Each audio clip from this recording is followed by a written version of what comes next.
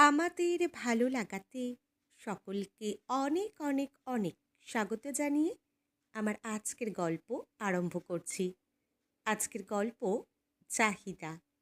গল্পটি তাহলে শুরু করি। শুনছো? কই গো? আরে এবারেও আমাদের বাড়িতে কার্তিক ফেলে দিয়ে গেছে দেখো। ভোরবেলা দরজায় জল দিতে গিয়েই ছোট্ট কার্তিক ঠাকুরটিকে আবিষ্কার করলো মিনতি। আশিস ঘুম ঘুম চোখেই লুঙ্গিটা বাগিয়ে বেরিয়ে এসেছে বাইরে। সে কি গো, এবারে আবার কেন গো? গতবারের আগের বার কার্তিক ফেলেছিল বলেই তো আমাদের ঘরে সৌমি এলো। আমরা তো নিঃসন্তান নই। তাহলে? বিস্ময়ে চোখ বড় বড় করে তাকিয়ে আছে আশিস। পকেটে মাত্র 400 টাকা পড়ে আছে। ব্যবসার অবস্থাও বড্ডই খারাপ গো। এই আধুনিক যুগে কজন আর শাঁখা পড়ে হাতে। তাই শাঁখা শঙ্খের দোকানটা সারা দিনই প্রায় মাছি তাড়ায়। ওই দোকানের একদিকে একটা সেলাই মেশিন নিয়ে ছিঁড়ে যাওয়া জিনিস সেলাই করতে লেগেছে আশিস। তবু যদি কটা পয়সা বেশি ইনকাম হয়। মাথা চুলকে আশিস বলল, ফলের বাজার তো আকাশ ছোঁয়া গো। পুজো করব কি করে? ভেবেছিলাম কোনো মতে জল বাতাসা দিয়ে 4 বছর উদযাপন করে ফেলব। আবার কার্তিক? মিনতি বলল, আসলে সৌমি মেয়ে কিনা, আমাদের ঘরে যেন ছেলে আসে, তাই গ্রামের লোকেরাই এসব করেছে। ওই দেখো কার্তিকের বুকের কাগজে লেখা পুত্র হোক। আশিস ক্লান্ত হেসে বলল, মেয়েতে আমাদের তো আপত্তি নেই, তাহলে পাড়ার লোকের কি সমস্যা গো? সকাল সকাল স্বামী স্ত্রী চিন্তায় পড়ে গেছে। নম নম করেও যদি মূর্তি পূজা করে তাহলেও তো 1000 টাকা লাগবেই। তারপর আছে ঠাকুরের দাম, চাইতে আসা প্রতিবেশী। পাড়ার লোকেরা একই পাড়ায় প্রতিবেশীর মতো থেকেও যদি ওদের দরিদ্রতা নিয়ে এভাবে মজা করে তাহলে তো আর কিছুই বলার থাকে না। মিনতি বলল, দেখো না যদি মুদির দোকানে কিছু ধার দেয়। এমনিতে খুবই শান্ত নির্বিবাদী মানুষ আশিস, কিন্তু আজ হঠাৎ অভাবের মধ্যে প্রতিবেশীদের এমন রসিকতা দেখে মাথার মধ্যে যেন আগুন জ্বলে গেল। কার্তিক ঠাকুরকে ঘরে নিয়ে এলো। 1 বছরের সৌমিকে ঠাকুরের সামনে শুইয়ে দিয়ে বলল, আমি একটা সন্তানকেই মানুষ করতে পারবো কিনা জানি না, বছর বছর তোমার পুজো করব কি করে? তুমি বরং একেই ছেলে করে দাও, তাহলে অন্তত পাড়ার লোকের আশ মিটুক। তারা যখন এখনও সন্তান মানে ছেলে মেয়ের বিভেদ করে, তখন একেই ছেলে করে দাও। মিনতির 3 বছরের বিবাহিত জীবনে কখনো স্বামীকে এভাবে রাখতে দেখেনি। এমন রূপ দেখে হয়তো একটু ভয়ই পেয়ে গেছে। সৌমি ঘুমোচ্ছিল। বাবার চিৎকারের আওয়াজে হঠাৎই কোকিয়ে কেঁদে উঠল। আশিস বুকের মধ্যে মেয়েকে চেপে ধরে পাগলের মতো বলতে থাকলো, তুই আমার বাবা, তুই আমার মা। বাবার বুকের উষ্ণতা পেয়েই হয়তো কচি মেয়েটা চুপ করে গেল নিমেষে। মিনতি বুঝল, পুরুষ মানুষের পকেটে ঘাটতি থাকলে মাথার ঠিক থাকে না। পুরুষ মানুষকেই যে সংসারের হাল ধরতে হয়, না পারে চেঁচাতে, না পারে কাঁদতে। ঘরেতে নিত্য পুজোর নকুলদানা ছিল, সেটাই একটা ছোট পিতলের রেকাবিতে রেখে ঠাকুরের সামনে হাঁটু গেড়ে বসে প্রণাম জানালো মিনতি। হয়তো ঘটা করে পুজো করতে অক্ষম বলে ক্ষমাও চাইল। ঈশ্বর তো অন্তর্যামী, তিনি কি সন্তানের ওপর রাগ করে থাকতে পারেন? অভাবে সংসারের অপুষ্ট গৃহিণীর শরীর। 1 বছর পরে তাই মাতৃদুগ্ধ আর অবশিষ্ট নেই।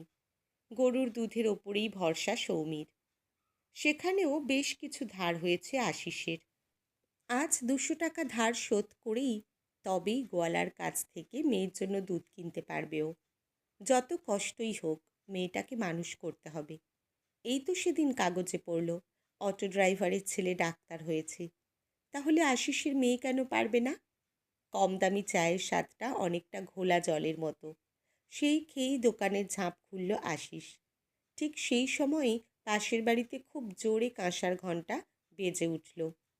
কয়েক মাস আগেই এই বাড়িতে ছেলে হয়েছে, তাই এবার খুব ঘটা করে কার্তিক পুজো করবে বীরেন্দা।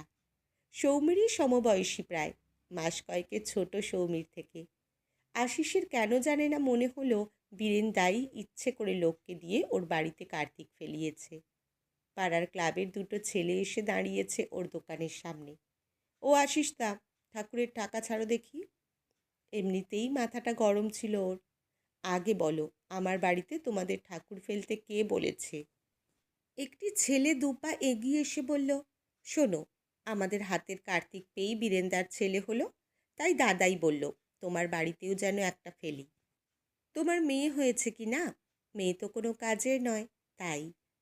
তার মানে আশিসের অনুমানই ঠিক। পাশের বাড়ির এক পাঁচিলের বড়লোক প্রতিবেশী তার সঙ্গে মশকরা করেছে।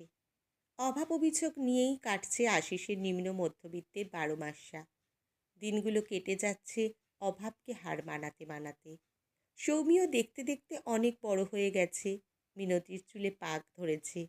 আশিসের গালগুলো আরেকটু ভেঙেছে। কপালে পড়েছে দুশ্চিন্তার চিরস্থায়ী ভাঁজ। পাড়ার লোকের একটাই কথা, গরিবের মেয়েকে এত খেয়ে না খেয়ে লেখাপড়া শিখিয়ে কি হবে?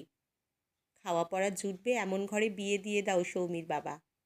মিনতিও ভাবে, মেয়ের কলেজ পাশ হয়ে গেল, আর কি, এবার পাত্র দেখা উচিত।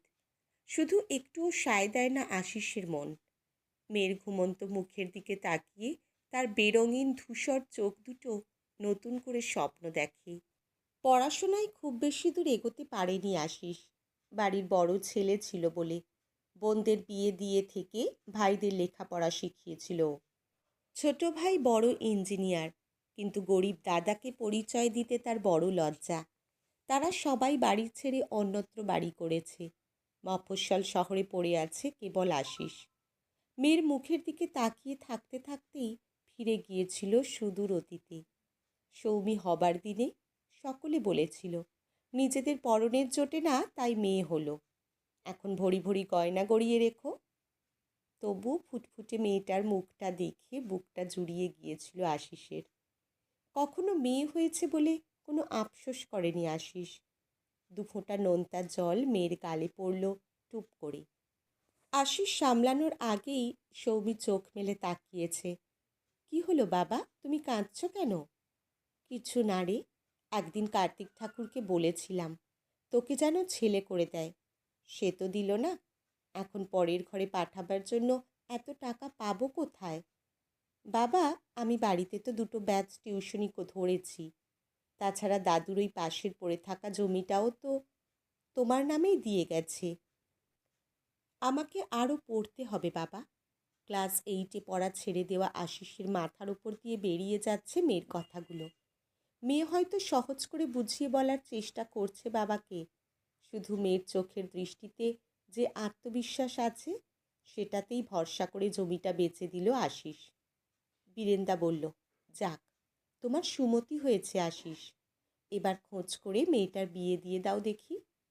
মেয়ে পরের ঘরের সম্পত্তি, তাকে বেশি লেখাপড়া শিখিয়েই বা কী হবে? এই দেখো, আমার ছেলে MCA-তে ভর্তি হলো। আরে ছেলে বলে কথা। আশিস মাথা চুলকে বলল, বীরেন্দা, সৌমিও বোধহয় অমন কিছুই একটা পড়বে বলছিল। ওকে ভালো করে শহরে রেখে পড়াবো বলেই তো জমিটা বেচে দিলাম। পাড়ার লোক বলল, আশিসের মাথা খারাপ হয়েছে। দোকানে দিনে 10টা লোক হয় কি না তার ঠিক নেই, জমি বেচে মেয়েকে পড়াচ্ছে। আড়ালে আবডালে নয়, মিনতিকেই অনেকেই রাস্তায় ধরে বলেছে, স্বামীকে বোঝাও। মিনতি জানে তার স্বামী শান্ত ঠিকই, কিন্তু একবার যদি কিছু ভেবে নেয় তাহলে সেটাই ঠিক করবে। সৌমি চলে গেছে হস্টেলে। বাড়িটা বড্ড ফাঁকা লাগে। সন্ধ্যের প্রদীপ জ্বালার সময়ে মেয়েটার গুনগুন করে পড়ার আওয়াজ পেত আশিস। কী পড়তো সেটা হয়তো জানতো না, তবুও বুকটা গর্বে ভরে যেত। মেয়ের মাধ্যমিক উচ্চ মাধ্যমিকের রেজাল্টের পরে ওদের স্কুলের হেড দিদিমণি আশিসকে ডেকে বলেছিলেন, আশিসবাবু অনেক কপাল করে অমন মেয়ে পেয়েছেন, কোনোভাবেই যেন ওর লেখাপড়াটা বন্ধ না করেন। কাল সৌমি বীরেন্দার বাড়ির ল্যান্ডফোনে ফোন করেছিল। দেখতে দেখতে 4 বছর কেটে গেল সৌমি শহরে পড়তে গিয়েছিল। শুধু দুর্গাপুজোর ছুটিতে এসেই কয়েকদিন করে থেকে গিয়েছিল বাড়িতে। মেয়েটা যেন দিনে দিনে বড্ড পাল্টে যাচ্ছিল, আর আগের মতো ছোট নেই। ওর কাঁধেই যেন আশিস সংসারের ভার চাপিয়ে দিয়েছে। এমন মুখ করে বলে, বাবা আর কয়েকদিন কষ্ট করো, তারপর তোমরা আমার জন্য যে কষ্ট করেছ তার সবটা আমি সুখে ভরিয়ে দেব। মিনতি মেয়ের মাথায় হাত রেখে বলেছে, ওরে পাগল, মেয়ের জন্য কি মায়ের কষ্ট হয় রে?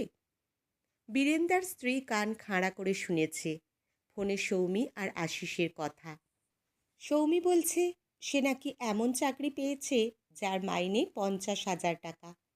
ঠিক শুনছে তো আশিস? কি বলছে মেয়ে? তার মেয়ে তো বাবার সাথে কখনো এমন রসিকতা করে না। তাহলে কি এটা সত্যি? বাবা, আমি সামনের মাসেই কোম্পানি থেকে ফ্ল্যাট পাবো। তোমাদের নিয়ে চলে আসবো এখানে। বীরেনদা বললেন। তোমার মেয়ে কি বলল গো আশিস? আশিস কিছু বলার আগেই বীরেন্দার স্ত্রী বলেন, বড় চাকরি পেয়েছে সৌমি। ও তো আমাদের ছেলেও পেয়েছে, তাও এখানে নয় গো, একেবারে বিদেশে। এই তো 1 মাসের মধ্যেই আমরাও বিদেশে যাব। বীরেন্দার স্ত্রীর চোখে অদেখা বিদেশের স্বপ্ন। প্রায় বছর দেড়েক হলো মিনতি আর আশিস চলে এসেছে কলকাতার ফ্ল্যাটে। সৌমি সারাদিনের অফিসে খাটুনির পরেও এসে একবার বাবাকে জড়িয়ে না ধরলে হয় না। আশিস হেসে বলে, কী রে, বাবা বাবা গন্ধটা পাচ্ছিস? সৌমি ছোটবেলায় বাবাকে জড়িয়ে ধরেই বলতো, জানো বাবা, তোমার গায়ে একটা বাবা বাবা গন্ধ রয়েছে। আমি তোমাকে জড়িয়ে ধরলেই পাই। মেয়ের আদরে আশিস মিনতি দুজনেরই চেহারা ফিরেছে। সৌমি বলল, বাবা, একটি কাজ করো, গ্রামের বাড়ি দোকানগুলো এগুলো পড়েই আছে, ওগুলো বিক্রি করে দাও। কলকাতায় একটা ফ্ল্যাট বুক করি। গাড়ি নিয়ে তিনজনে হঠাৎই হাজির হলো জন্মভিটেতে। সৌমি প্রথম খেয়াল করলো বীরেন কাকু একটা হুইল চেয়ারে বসে আছেন।